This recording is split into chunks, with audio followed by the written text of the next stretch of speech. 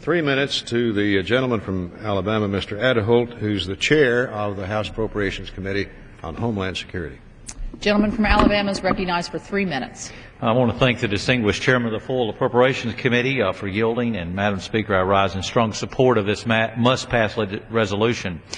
Not only does this CR provide the necessary funds and the authority to keep the government open, it also provides an immediate and a substantial infusion of vital funding to both FEMA's disaster relief efforts and the Corps of Engineers Flood Control and Coastal Emergency Account.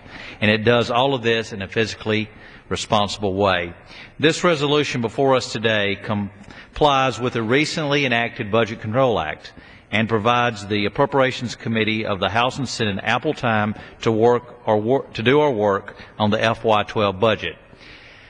And for the hard-hitting communities all across the country, including my home state of Alabama, which was hit hard back in April, and it's additional to those that were devastated by fires, by floods, tornadoes, hurricanes over the past 5 months, this CR will sustain FEMA's disaster relief and recovery efforts and help the Corps with additional funding for emergency flood control projects.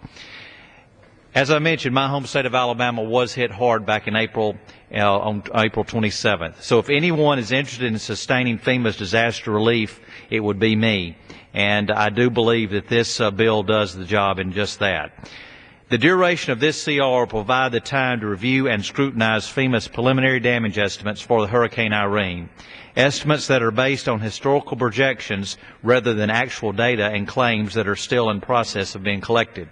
This oversight will enable the Appropriations Committee the time to properly and responsibly address the administration's full supplemental request, a request that was submitted to Congress only about 2 weeks ago. And while Congress has an undeniable obligation to thoroughly address our nation's disaster relief needs, we can no longer afford to simply throw money at calamities and then ask the hard questions later on. We have to get our funding priorities right the first time, and that's exactly what both Chairman Rogers and I have repeatedly said when it's come to appropriations for Homeland Security. Madam Speaker, this CR is the right tool for the right time, and I urge my colleagues to support this vital resolution and responsibly address our nation's most pressing needs. I thank the gentleman for yielding. Yes, I yield. I yield. Now, the gentleman chairs the Homeland Security Appropriations Subcommittee, which funds FEMA. Exactly. Now, you passed a bill back in June that provided $1 billion for FEMA for disaster relief. Is that right?